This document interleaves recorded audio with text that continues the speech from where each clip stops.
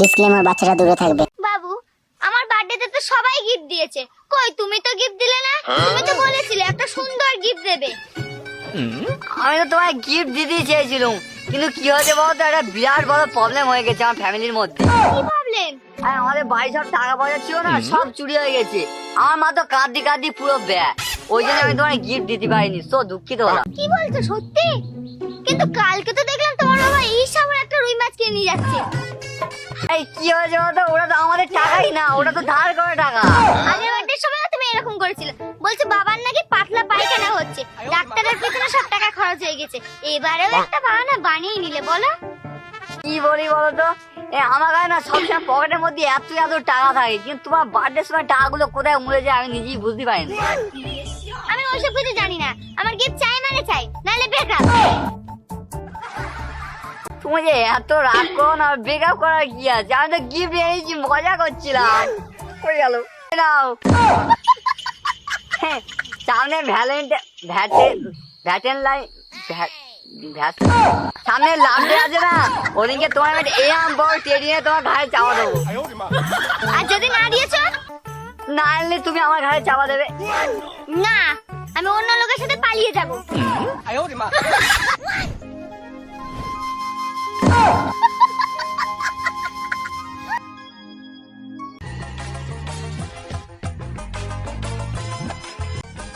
ও মা, আমি না খুব প্রবলেমে পড়ে গেছি। কেন রে, কি আছে? তোর তো কিছু হলো নাকি? আর না, টোটোতে কিচ্ছু হয়নি। আমার গার্লফ্রেন্ড আমার উপর খুব রাগ করেছে। কি বলে হচ্ছে না? কি সমস্যা নেই দেখ, আমার গার্লফ্রেন্ড আমার উপর খুব রাগ করেছে। আমি গিফট দিতে পারি তো, ওই জন্য তুমি 500 টাকা দাও না প্লিজ। তোর বাপের কি তুই ব্যাংক ভাবিস নাকি বলতে? কেন, তুমি যখন 500 টাকা রুই মাছ কিনে এনে বাড়ি রান্না করে খাও, তখন তোমার পয়সার অভাব হয় না? আমার দিতে গেলে তোমার যত সমস্যা হয়, তাই না? বাপের হোটেলে খাচ্ছে, আবার বাপের এই খাওয়ার খোঁটা দিচ্ছে। কোনো খোঁটা নেই ড্যাড, আমি একদম ন্যায্য কথাই বলেছি। আমি দেখবো তোর গার্লফ্রেন্ড তুই কি করে গিফট করে, 1 টাকাও দেবো না। তোমার টাকা আমার লাগবেও না, আমার নিজের টাকা নিজে জোগাড় করতে হয়।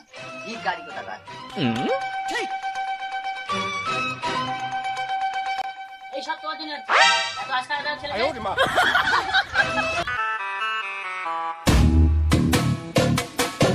আচ্ছা স্যার, যদি বউ আমার বোন হয় আর শাশুড়ি যদি আমার মা হয়, তাহলে আমি কে হব?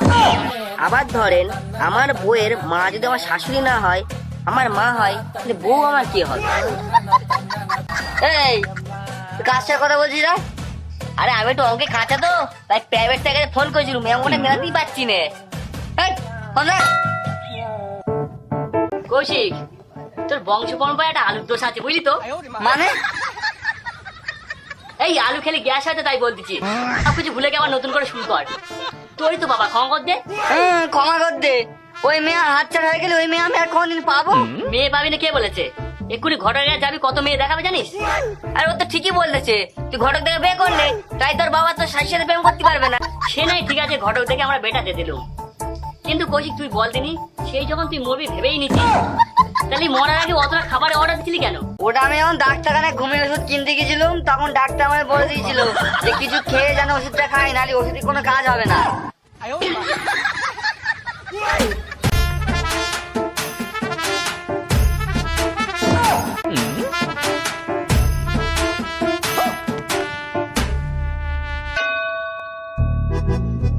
ও ঘটক মশাই, ঘটক মশাই বাড়িতে আছেন? কারারে ভিতরে আয়।